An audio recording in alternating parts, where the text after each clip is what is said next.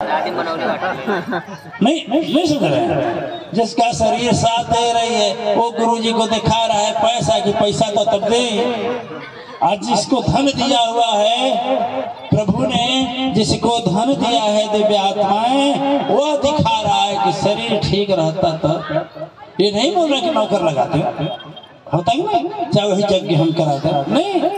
देखिए यही आदमी हमेशा सोच निगेटिव रखता है दिव्य आत्माएं, और जब निगेटिव रखता है तो वही निगेटिव उसको धर्म और सत्य से दूर करती है। और जब हमारे पास सदगुरु होते हैं ना, तो जब सदगुरु होते हैं तो वही इसको दूर करते हैं। देखिए सदगुरु एक ऐसी ऊर्जा है, ऐसी शक्ति है, ऐसी उसके पास कैपेसिटी देने का पावर है जिसको हम बोलते हैं ट्रांसफार्मर। अच्छा बताइए, पंखा देखे हैं? पंखा जो पंखा घूमता है, पंखा जहाँ घूमता है पंखा के ऊपर एक कितना बड़ा क्या रहता है? कंडेंसर। अरे हम भी जा रहे हैं कंडेंसर।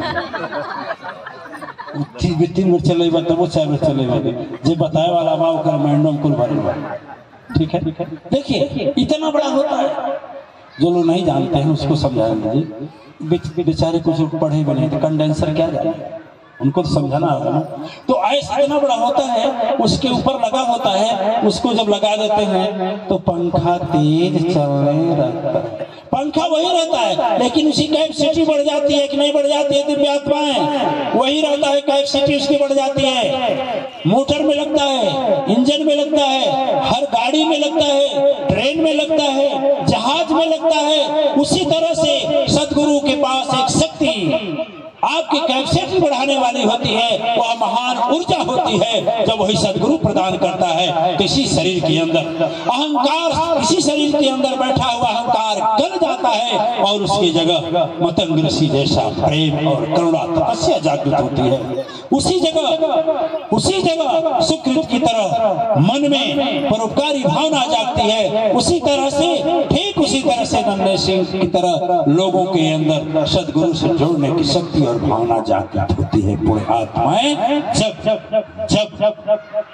जब आप सदगुरु से जुड़ते हैं। अरे आपको मालूम होगा पत्थर की कीमत कुछ नहीं होती है, पत्थर का कीमत कुछ नहीं है, लेकिन वही पत्थर को मूर्तिकार जब बढ़ करके एक मूर्ति का रूप दे देता है, भगवान राम का दे, भगवान कृष्ण का दे, हनुमान का दे, किसी का भी दे, माँ लक्ष्मी का दे, माँ सरस्वती का दे, किसी भी का रूप दे देता है तो उस मूर्ति का कीमत बढ़ जाता है। अरे दिव्य आत्माएं बोतल में पानी 20 रुपए लीटर यदि बिकता है तो वही पानी जब दूध में मिल जाता है तो उसका कीमत 40 हो जाता है। ठीक है ना? जब आपके अंदर सदगुरु की शक्ति से आप मिल जाते हैं, सदगुरु के साथ मिल जाते हैं, तो अहंकार भी अपना रास्ता बदल देता है, क्रोध भी अपना रास्ता बदल देता है, और ईर्ष्या भी अपनी रास्ता बदल देती है, द्वेष भी अपना रास्ता बदल देता है। सब उसी रास्ते से हो जाते हैं। पूरे आत्माएं जब तक जल एक गड्ढे में रहता है तब तक गढ़ही होता है, नाले में रहता है तो नाले का पानी होता है, पड़ोह में रहता है तो पड़ोह का पानी होता है। लेकिन जैसे सुरसर से सदगुरु सुरसर से मिलता है उस तरह से वह सीधे वहां पहुंच जाता है जहां उसका स्थान है, समुद्र को पकड़ लेता है। आप देखते हैं, आप जानते हैं दिव्य आत्माएं कोई एक बीज ले, चाहे चने का बीज हो, चाहे गेहूं का बीज हो, चाहे मटर का बीज हो, ये तो बड़े बड़े हो गए, लेकिन सबसे छोटा बीज होता है बोर का, बरगद के पेड़ का बीज छोटा होता है। वो गुद्दा देखते हैं ना, गोदा बोलते हैं, उसके अंदर उसको तोड़ेंगे तो उसमें छोटा निकलेगा।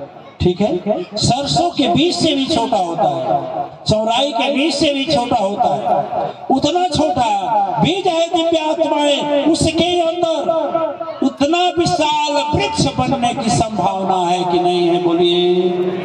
उसको यदि फेंक दिया जाए तो उसकी कैपेसिटी वही नष्ट हो जाती है। और वही बरगद का बीज यदि सदगुरु ज्ञान रूपी धरा, सदगुरु की वाणी रूपी जल, सदगुरु के उपदेश रूपी हवा और सदगुरु की तप रूपी सूरज की किरण कर पाता है तो धीरे धीरे इतना अच्छा।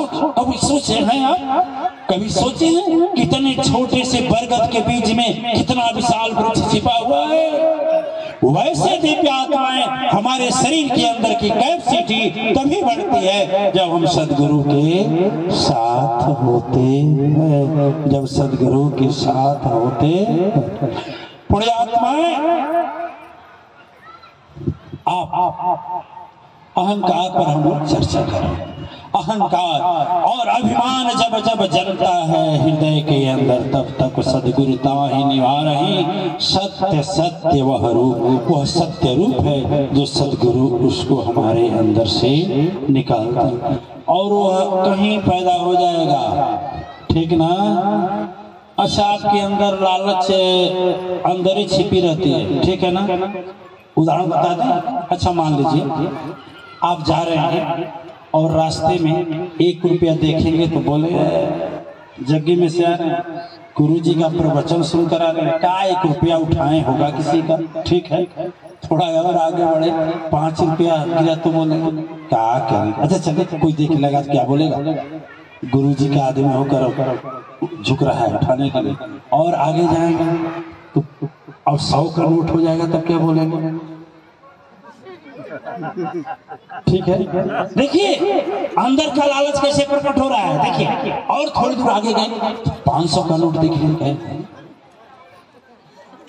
ठीक है, और आगे चले 2000 की इतना बड़ा मिला कर छोड़ गुरु जी के पास, छोड़ सत्संग प्रवचन किए देखा मन लगेगा बहाना खोजने कि गिर करके ऐसा करो कि उस गड्ढे के ऊपर गिर जाओ आराम से और उसको धीरे धीरे अपने कपड़े में अंदर छिपा लो। मन सोचेगा कि नहीं सोचेगा? तो कहाँ था वो लालच? अंदर ही था कि बाहर था? अंदर ही था, प्रकट हो गया। वैसे दिव्य आत्मा अहंकार भी अंदर ही रहता है, प्रकट हो जाता है।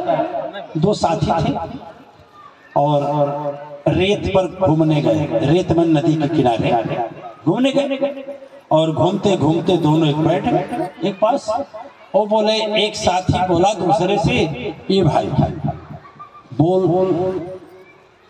नहीं, हम ये थोड़ा बोल, ठीक है। एक जज थे तो उन जज में 2 फैसला आया। 2 लोग साथी आपस में मारपीट किए, खूब मारपीट किए।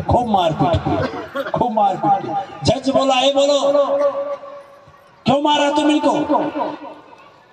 का बोले महाराज, इसकी भैंस थी हमारे खेत में घुस गई। कहीं तो मार दिया इसके लिए? हाँ सर, क्या करें? तो कहा भैंस कहाँ है? दूसरा बोला, अरे गुरुजी, अरे सर धर्म अवतार, न तो भैंस है न खेत है, हम लोग रेत में घूम रहे थे। ये बोला कि हम भैंस ले। तो हम बोले, देख भाई, भैंस मत ले, हमारा घर तुम्हारे घर बगल में है, अब भैंस ले लेगा तो तुम्हारी भैंस तोड़ाएगी, हमारे खेत में आएगी, तो खेत में आएगी तो झगड़ा हो जाएगा। तो नाहक में हम लोगों की इतनी मित्रता है, काहे का झगड़ा करें अपने में? वो भी बोला, नहीं हम ले लेंगे। देखिए अहंकार प्रकट हो रहा, हम लेंगे, तुम करेगा क्या? कहा तुम लेकर दिखा दे। तो कहा, देखिए रहा हमारा खेत। वो बोला, देखिए रही हमारी भैंस। अंगूठा हाथ से रेत के बालू पर निशान बना ले। कहा कि तेरी मजाल हो तो तेरी भैंस आ जा मेरे खेत में। कहा, ले तेरे खेत में चली गई, अब बोल। अब वो कहा, जब आ गई तो लो। अब दोनों मार लातम जितम हाथ। अरे साहब, न भैंस है न खेत है, ये घमंड है।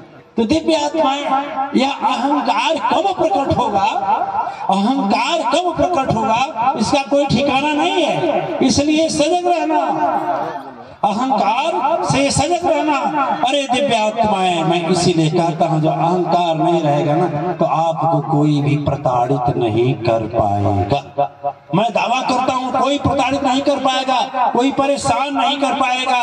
अहंकार से नहीं, किसी को जीतते हैं तो हम प्रेम के बल से जीतते हैं, अहंकार से कोई नहीं जीत पाता। ठीक है, लेकिन अहंकार आ जाता है।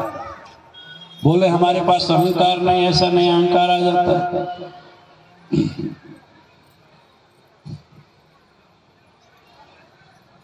एक भजन गाते हैं, अहंकार।